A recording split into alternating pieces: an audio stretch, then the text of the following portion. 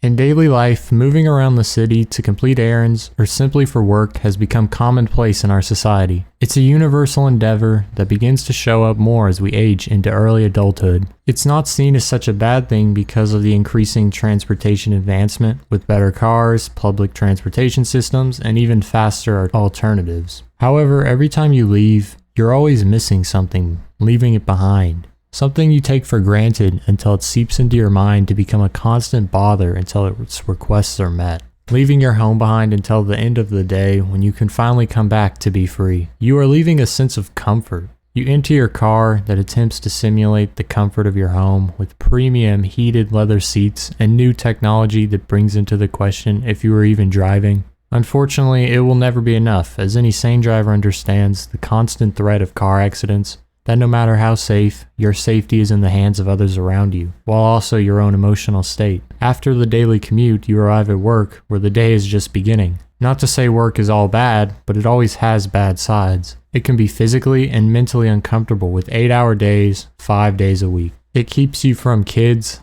friends, hobbies, and even from being happy. It is not till after that you can come home and finally flop down on the bed, the single most comfortable place, a safe haven that is yours, away from all the uncomfortable things that await you the next day. Is that really it? All your hard work and continued struggle to only end up seeking the pleasure of laying in bed, being able to ignore the world from underneath the covers or while enjoying your choice of entertainment, to essentially obtain bliss?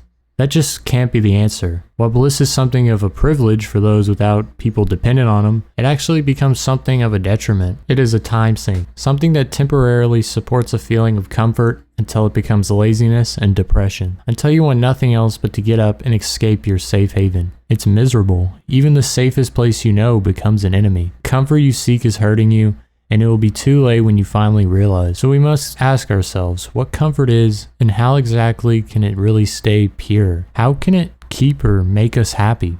This topic has somewhat loomed in my mind for a while as I pondered why I felt so drawn to my bed in stressful or down times. It wasn't until I lost myself into the massively engaging world of Subnautica that it really all started to make sense. Subnautica released in 2018 to massive praise for its developed open world and engaging storytelling. Just so you know, I will be going only in on the early game, and so it should be mostly spoiler free. So if you want to go in fully blind, I do recommend clicking off though, because I do spoil exactly how the world starts. Anyway, with that out of the way, part of what made Subnautica stick out to me was the massive yet empty world.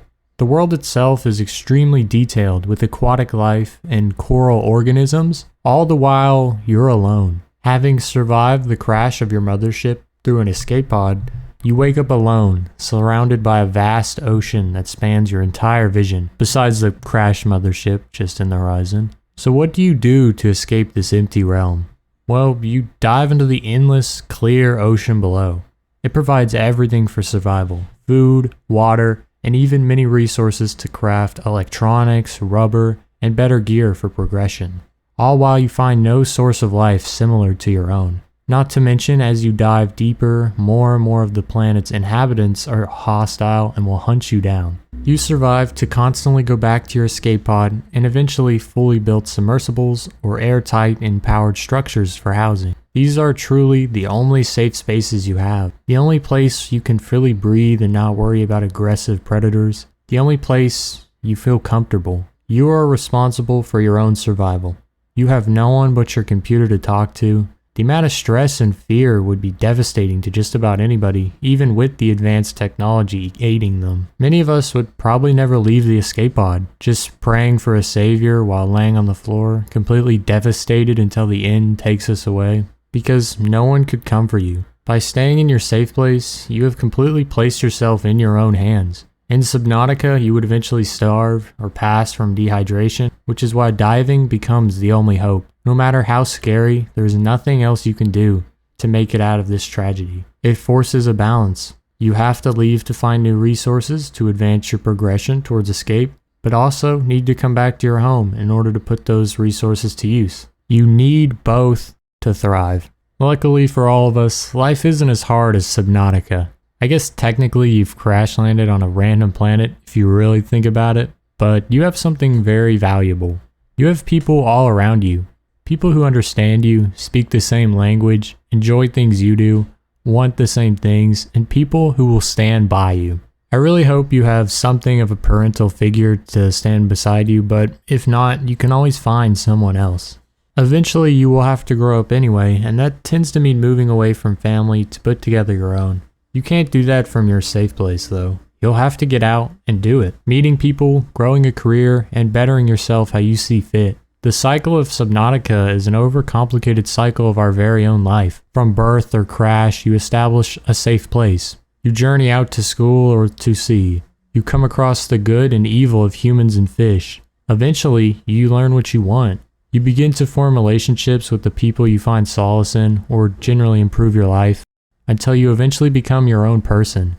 Who knows what they might want, but just struggles to get there. You can't just build a radiation suit, though.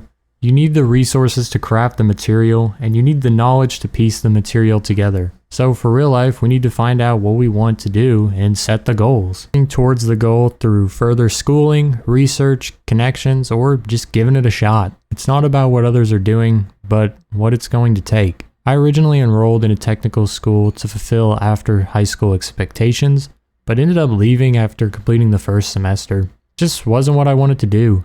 I would constantly just lay in my safe space, wanting to do something else, but being too scared to try. I finally started to give YouTube a try with a friend, and it has led me here, writing my thoughts through video games really. Just getting out into the water, hoping I find lead for the radiation suit. It might be harder to find success, but it's honestly what fulfills me. Nothing else will ever be better than what I want to do, because it becomes my comfort. I find comfort in what I do now. Comfort is no longer a place I go to, but rather something I do. It went from a depressing way of life to a very progressive outlet that allows me to be happier and mentally healthier. Sure, my safe place is still at home at my desk where I write script after script, but it's become more than it was. I get to talk about some of my favorite games and tangent with topics I'm really passionate about. The electron flow theory is cool, but it just wasn't going to blossom into a passion like writing has. Unfortunately, I still seek comfort in daily life, balancing a job for financial support and a passion for a dream. Like everything, comfort has middle ground. In Subnautica, we know you have to leave the comfort of your escape pod to live and escape. Well, I have to stop writing and editing my little projects together in order to make money for housing, food, and entertainment. I also end up foregoing a lot to save where I can, which can hurt daily comfort even more. It's all just part of the process, really. I have to swim deep into caves and around hostile aquatic life to reach my goals. Just keeping my head up until I get where I want, until I can find myself surrounded by a submarine equipped with vortex rockets, ready to move past anything.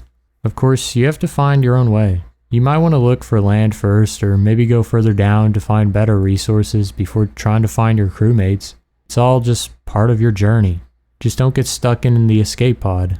Fight your fear of what's outside, because comfort swallows those who are not ready.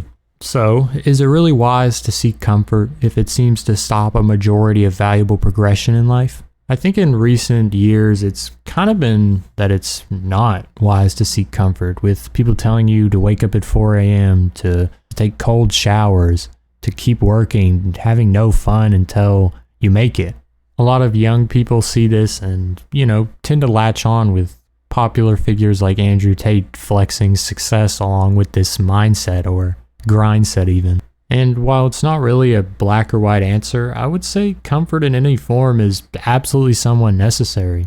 You are going to face hardships that will push you off course or completely halt your dive for resources. So what do? Well, I find comfort is the best way to reapproach just about everything. My first method is to usually find my way around friends who typically give me a good reset with pure laughs, or I'm able to just bounce ideas off them to get unstuck from things. When friends aren't available, I usually just lay down into the comfortable bed with soft warm blankets, plop down into my escape pod, and I just think. Maybe play some music so I don't get distracted, but I make sure to close my eyes and just be in my head. Thinking of new ideas or ways to get past writing blocks. It's just the way my brain works, and I'm sure you can find out how yours works by just taking some time to know yourself. The hardest part of Subnautica is being alone, because with people, everything is easier. Don't live your life in comfort by yourself. Get up and out of whatever is keeping you trapped through bliss and fear. It can get better, and you can find better comfort away from your bed, home, and even your escape pod. Appreciate you all for watching the video. Let me know what else you want to see or how I can improve generally just producing these videos, and I'll see you on the next one. Take care, everyone.